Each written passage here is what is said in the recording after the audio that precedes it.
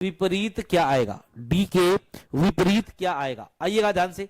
Sir कहीं भी आपको यहां डी दिख रहा है? मुझे नहीं दिख रहा है। कहीं पे भी आपको डी दिख रहा है? नहीं दिख रहा है। कैसे निकालोगे? तो कुछ दिमाग लगाना पड़ेगा। तो ऐसे दो पासे का चयन करो जहां से वन कॉमन लगे और वहां से हम रोटेशन रूल से निकाल सकते हैं। चले मेरे भाई, तो देखो जी यहां पे अगर हम पहला और इसमें लेंगे तो ए और बी कॉमन है, ए और बी कॉमन, तो एक नंबर कॉमन, तो ये और ये विपरीत हो जाएगा, तो डी का तो मिलेगा नहीं, इसीलिए इसको छोड़ देते हैं। इसके बाद इसको हम ले लेते हैं। इन दोनों की बात की जाए, इन दोनों की बात की जाए तो यहाँ पे बी है और यहाँ पे भी बी है, इसके अलावा कोई कॉमन नहीं है। बी से क्लॉकवाइज घूमिएगा, देखो बी है, बी के पड़ोस में ई है, एफ है, सी है, डी है। कौन नहीं है? डी नहीं है। इसका मतलब निश्चित रूप से डी का विपरीत में क्या आएगा? बी आएगा, बी आएगा। आप बी को आंसर लगा के आगे बढ़िएगा। Option number B is option number C, C में है बी। कैसे आया देखो ध्यान से। तो रोटेशन रूल लगा दीजिएगा।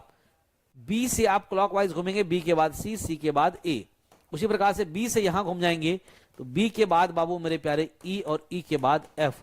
हमें किसका पूछा गया था? डी का। तो सर डी तो कहीं दिख नहीं रहा है, तो बाबू ए का विपरीत एफ, सी का अपोजिट ई, बचा क्या? बी, और बी का अपोजिट क्या होगा जी? D is your correct answer. इसीलिए हम लोग डी का अपोजिट बी बोलो या बी